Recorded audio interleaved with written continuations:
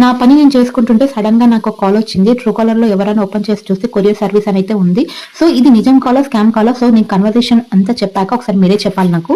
Call lift చేశాను. Call lift చేశాక ఒక అమ్మాయి అయితే మాట్లాడుతుంది. ఇంకా తను హిందీలో మాట్లాడడం అయితే స్టార్ట్ చేసింది. మనకా పెద్ద హిందీ రాదు. సో ఇంకా ఇంగ్లీష్‌లో మాట్లాడుతున్నాను.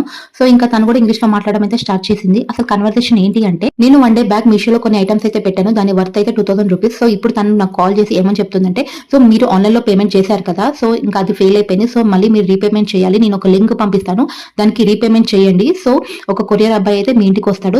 తనకి మీరు యూపీఐ నంబర్ చెప్తే తను మీకు రీఫండ్ చేస్తాడు అని అయితే చెప్పింది.